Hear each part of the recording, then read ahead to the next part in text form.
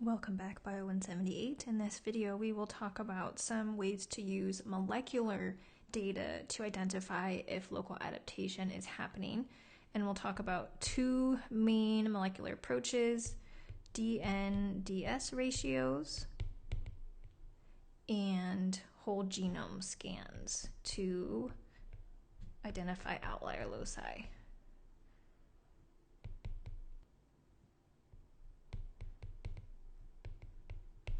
And there are a couple points I want to make here before we get into the bulk of this video. In both cases, for both of these types of approaches, what we're doing is identifying directional selection that's happening when you're comparing two or more populations. Another thing to remember, tying this into what we've talked about previously, remember that you might look at different loci and find out that some of them are not in Hardy-Weinberg equilibrium. So if you do identify some loci out of Hardy-Weinberg equilibrium, like we did in week 5 in lab, for instance, what you could do is investigate further with one of these molecular approaches to see if selection is indeed a factor causing differences between the populations. All right, so we've talked about in the last video how you can use these experimental approaches like common garden and reciprocal transplant. We also talked previously about how these molecular techniques can build on previous phenotype information or phenotypic evidence for local adaptation. So oftentimes it's nice to be able to use complementary approaches, first identify phenotypic evidence and then genetic evidence. But it's also sometimes true that those experimental approaches we talked about before, for some organisms, they're just not feasible for a variety of reasons. So these are some images. This is a comical image. It's not real. It's taken from The Onion. But the idea is that if you are trying to look at large protected mammals, for instance, a common garden experiment would be really difficult to do. Similarly, if you are trying to do a reciprocal transplant experiment, but the organism you're working with is highly mobile, that you're not going to be able to move them to wherever you want them to be, and they're not just going to stay there because they have wings or they're going to fly away. So oftentimes those approaches we talked about previously aren't feasible, but even if you can't do those phenotypic approaches, you can still identify molecular evidence for local adaptation. And one of the first ways you can do that to detect selection and hence local adaptation is using this metric called the NDS ratio. So that idea is illustrated here. So what you're doing is comparing sequences of one particular gene. This is a hypothetical example from two different populations, for instance. And what you're doing is you're identifying and comparing non-synonymous and synonymous substitutions within this particular gene. So the DS stands for synonymous substitutions, that's what the S stands for, and the N stands for non-synonymous substitutions. So remember, a non-synonymous substitution is something that causes an amino acid change, and the silent substitution, or the synonymous substitution, is the silent substitution, doesn't cause any changes. So the idea is that if you are looking at a region that is under selection that's causing local adaptation, you're going to see a lot of non-synonymous mutations because those are the ones that cause functional changes in the enzymes or the proteins that can then cause actual adaptation. Another thing to note is that I'm calling it the NDS ratio. Sometimes you might see it written like this, KAKS. I don't know why they use different letters for it, but it's the same thing where the KA is non-synonymous and the KS is synonymous. Just FYI, if you see that in a paper or in program data analysis, it's the same thing. So you can use this NDS ratio to detect selection, and specifically what you're looking for is a NDS ratio greater than 1. That ratio indicates directional selection and hence local adaptation are occurring. Again, the idea is that non-synonymous substitution should be higher in selected genes because those are the types of substitutions causing amino acid changes, which can lead to functional changes in proteins that can then lead to actual phenotypic differences, like differences in survival, for instance. So one example of this is in a bivalve that lives in different temperatures in different locations in Europe. So that's what's shown here on the right. This is the bivalve, and these are the temperature differences. So one lives here in this cold region, one population lives here in this very warm region. And what they did is look at this, they calculated this NDS ratio for one particular gene for these two populations, and the gene that they looked at is an ATP synthase gene. And what's interesting is we've talked about previously how when we talk about local adaptation, we don't mean that every single gene in those populations is genetically different. Rather, it's often just a few genes. What this is illustrating is that even if there is one particular gene under selection that's causing local adaptation, it's often only a really small fraction of that one gene. So in this graphic here, NDS ratio is on the y-axis. Remember, if the ratio is greater than 1, that indicates directional selection. The x-axis here is different positions along that ATP synthase gene. And what you can see is that for most of the gene, the NDS ratio is really low, which means there isn't selection happening.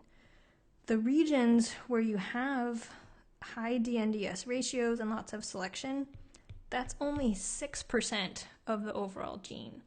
So again, this is driving home the point that even when you do find evidence for local adaptation, even if it is at one particular gene out of thousands of genes in the organism, it's even often mostly a very small fraction of that gene, so just a few amino acid positions that are causing these changes, which I think is really interesting, just thinking about that at this molecular level, right? It's really only a few nucleotide and amino acid differences that are causing all of these really large phenotype changes. So that's cool to think about, I think. All right, so that is a way to use the NDS ratios to find molecular evidence for local adaptation. Another thing you can do that we've talked about a little bit already is do a whole genome scan. So that can be using some kind of high throughput sequencing technique like RAD-seq or a whole genome sequencing. And what you can do is, after doing that whole genome scan, identify outlier loci. And by outlier, what we mean is higher levels of differentiation than the background, than normal. If you do find these outlier loci, that indicates directional selection and local adaptation are happening. So an example of this from some of my own data. Sorry, not sure what's happening there. There's some overlap. So in this graph, it's very busy. I'll walk us through it. If you're interested, the program I use to make this graphic and do this type of analysis is called loci. So in this graph, every one of these blue dots is a different SNP that was identified through RAD-seq. So there are about 1,800 SNPs in this particular figure in this data set. If we look at our axes, the y-axis is FST. Remember, those are the differences between regions. And the x-axis is gene diversity. So it's important when we're doing these types of analyses to identify outlier loci to take both of these factors into account. And the reason for that is if you have a gene that has high FST or high differences between two different populations, that might just be because that gene is really diverse in general. And so that's why it's important to take into account both FST and gene diversity. So in this plot, everything in this red region here is considered an outlier that's under directional selection. And the program loci does some simulations to identify this. But if you look at the cutoff, or this region of red, as your gene diversity increases, that cutoff also slightly increases in terms of FST. So if your gene diversity is really low, you need a relatively low level of FST to reach that outlier threshold, versus if you have a higher gene diversity, you also have to have a higher level of FST to reach that threshold of an outlier. If none of that made sense, that's fine. The main thing I want you to take away from this graphic is that anything in this red region, each of those blue dots that's in the red region, that's one of those outlier loci that has higher levels of differentiation than the background genome. So if you look, most of the SNPs are in this region here, but there are a few that are outliers that have higher differentiation than normal. And those outliers are what we use as evidence for directional selection and local adaptation happening between these populations. Lastly, another interesting application of outlier loci is they can actually give us information about local adaptation that can also provide insight into the success of invasive species. So we talked a little bit about invasive species before and how you can use phylogeography to identify where that invasive species came from. But if you use these molecular local adaptation techniques, you can also provide some insight into why or what particular genes are allowing that invasive species to be successful. So that's, first of all, just interesting, in my opinion, but also can be useful from a management standpoint. So the example shown here is the Asian tiger mosquito, which looks kind of cool, but they carry all kinds of diseases like dengue, Zika, so all those not great things. This species is native to Vietnam, but has become invasive in several locations in Europe. And so they took a similar outlier approach, identified 92 outliers that show high differentiation between the native and the invasive geographic sites. And what was really interesting is those particular outlier genes they found, many of them were involved in this process of diapause. That's interesting because one of the main differences between Vietnam and Europe, well, one of many differences, but one of the differences is the climate. Europe is a lot colder, and one of the problems that these invasive species have to figure out how to overcome is how to overwinter in these really cold climates.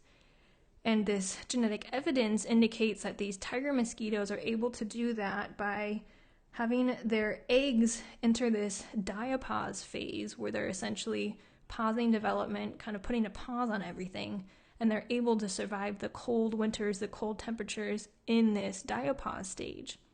And so they're then surviving the winter that way. Once the winter has passed, they can continue on in their developmental cycle and become larvae and adults.